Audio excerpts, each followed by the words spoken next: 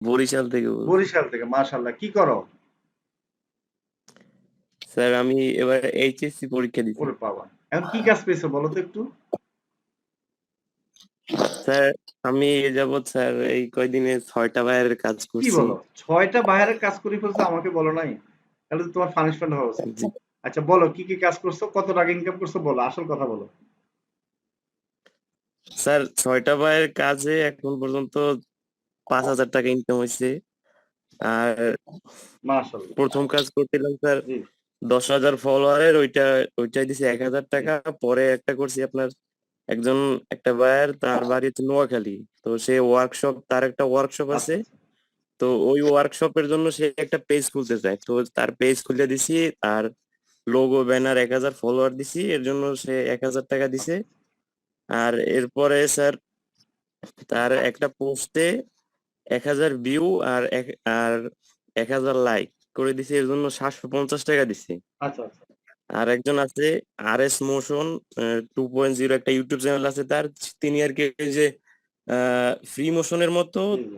তার মতো আর কি গরিবদের আর কি বাইক রাইডার করে তারপরে তাদেরকে টাকা দেয়, আচ্ছা আচ্ছা। গরিবদের।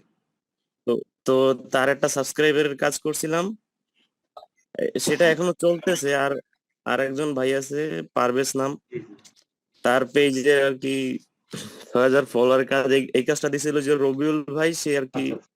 আমার কাছে দিছিল ওই বায়ারকে এনে। তারপরে আরেকজন বায়ার আছে তার, তিনি আর কি স্পেনের বায়ার। জি জি।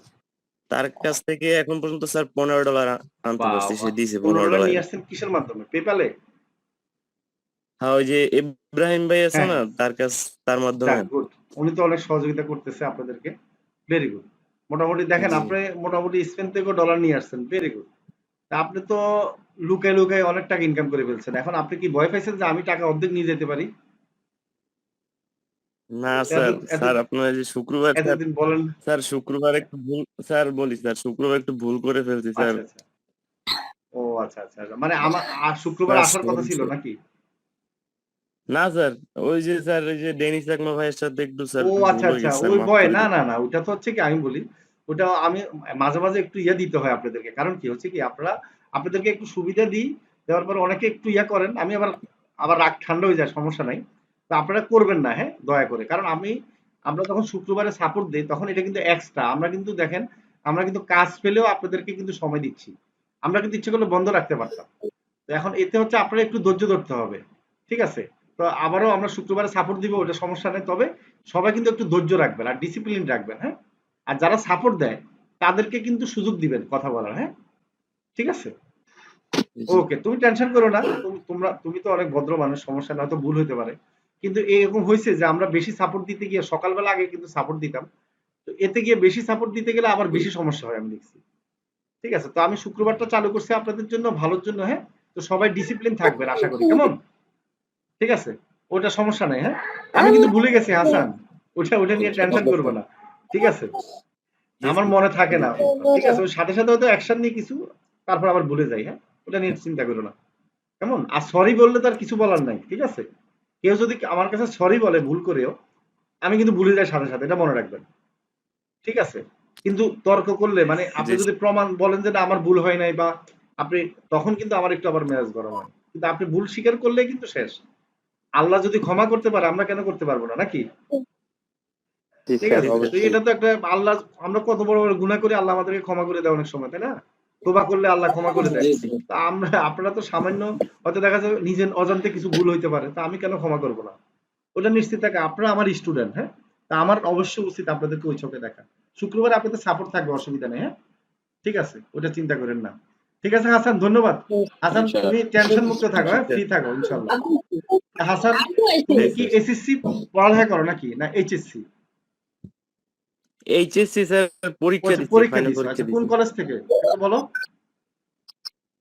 স্যার এই কলেজ থেকে স্যার বিশারকান্দি শের বাংলা আচ্ছা, কলেজ। গুড। Very good. তুমি তো গ্রামে থাকো মনে হচ্ছে নাকি? জি তোমার স্যার, জি। ছবি দেখলে বোঝা যাচ্ছে। ভেরি গুড, অনেক ভালো পরিবেশে থাকতেছো। এখন হলো ভবিষ্যৎ উজ্জ্বল তোমার। এই যে অক্সিজেন পাবা, ভালো ফলমূল খাইতে পারবা, বাসা ভাড়া দেওয়া লাগবে না। মাসে 50,000 টাকা ইনকাম করবা, 1 টাকা বাসা ভাড়া দেওয়া লাগবে না। তো ঢাকা শহরে যারা চাকরি করে, তারা যদি 60-70 হাজার টাকা ইনকাম করলে তাদের বাসা ভাড়া যায় 30,000 টাকা। ঠিক কিনা বলেন? গাড়ি ভাড়া যায় আরো কি 10,000 টাকা। জি ঠিক স্যার। আছে, তো তোমার তো সবগুলোই সেভ হয়ে যাবে। ঠিক আছে, তো এই জন্য এই যে সুবিধা, তো ধন্যবাদ। তুমি লেগে থাকো, হ্যাঁ, তুমি 1 মাসে তো 5,000 টাকা ইনকাম করছো আমি দেখলাম। ঠিক আছে, এখন কাজ আরো হাতে আছে।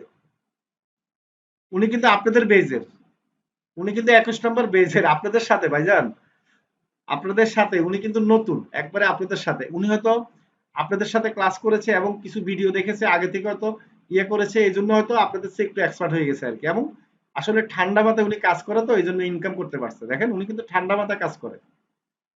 ঠিক আছে, ব্যাচে ছিল, হ্যালো হ্যালো পরে স্যার। 21-এ আসছে। বলো। জি স্যার, আমি 21 ব্যাচ ছিলাম। ও জি, আচ্ছা, 21 ব্যাচেই আমি। উনি তো 20তম বেচ তো হচ্ছে আমাদের ডিজিটাল মার্কেটিং, ওখানে তো কিছুদিন ক্লাস করে আমরা 21-এ নিয়ে আসছি না। উনি তো অন্য বেচের, জি তাহলে তো জি একই তো। স্যার, আমিও ছিলাম। আপনারা 20তম বেচের তো অনেকে আছেন এখানে, সমস্যা নেই।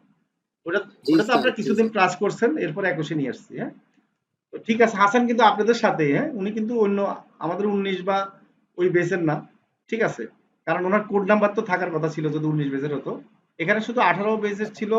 ওই একটু আগে আসছিল একজন 9:30 বাজে, যিনি কাজ জমা দিছে উনি আর কি। হ্যাঁ, আর আপনারা 21 বেসের কিন্তু বেশিরভাগই 21 বেসের। এখানে কিন্তু আমরা অন্য বেসের একজন বা দুইজনকে জয়েন করাইছি, যারা হচ্ছে ক্লাস মিস করেছে আর কি। হ্যাঁ, ঠিক আছে, তো এখন বুঝতে পারছেন তো আসলে ইনকাম করাটা কিন্তু এত কঠিন না, নাকি বলেন?